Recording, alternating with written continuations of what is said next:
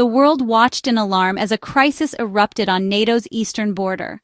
On September 10, 2025, Poland reported a grave violation of its airspace by Russian drones, an act that sent shockwaves through the alliance. 19 drones crossed into Polish territory, not by accident, but as part of a deliberate escalation. The breach triggered immediate alarms across NATO, with command centers moving to high alert. Fighter jets were scrambled, intercepting the intruding drones in a tense aerial confrontation. For the first time in years, NATO forces directly engaged Russian military hardware, shooting down multiple drones over Polish soil.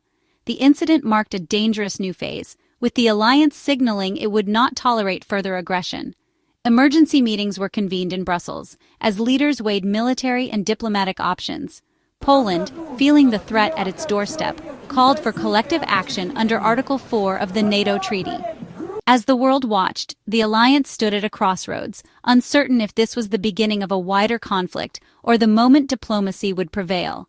In the aftermath of the incursion, NATO's leaders gathered urgently, facing a critical question: how should the alliance respond to this direct challenge? The debate centered on Article 4 of the NATO treaty, a mechanism for consultation in times of grave threat, short of outright war. Around the table, ambassadors and military chiefs weighed the risks of escalation against the need to show unity and resolve. Article 4 was invoked, signaling to the world that NATO would stand together, but also revealing the alliance's internal anxieties about the possibility of a wider war. Behind closed doors, intelligence was shared and options debated. Military readiness increased as uncertainty gripped the alliance. The world watched as NATO's leaders sought a united path forward, determined to avoid rash escalation, but unwilling to appear divided.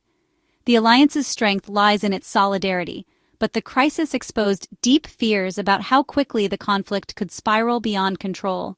As military forces across Europe moved to higher alert, the specter of a broader war loomed, and questions grew about which nations might shift their allegiances if the crisis deepened.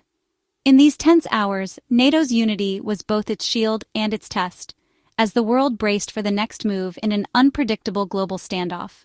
In a stunning turn after the NATO standoff, India shocks the world by announcing a formal alliance with Russia as conflict erupts into World War III. The news flashes across headlines, sending ripples of disbelief through capitals worldwide.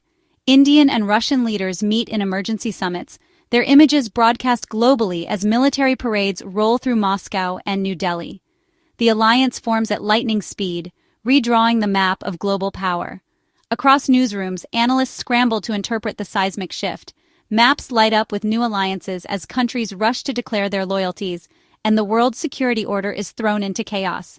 In the streets of major cities, crowds react with fear, anger, and uncertainty. Protests erupt, while others rally in support of their government's choices. The balance of power has shifted overnight. As India and Russia mobilize their forces, Western alliances respond in kind. Advanced weaponry and military technology are deployed across multiple fronts, and the specter of global war looms larger than ever. The consequences are immediate and far-reaching. The world stands on the edge, bracing for the next phase of a conflict that will define a generation. In this new era, the India-Russia alliance stands at the center of a rapidly changing world, its impact certain to shape the fate of nations for years to come.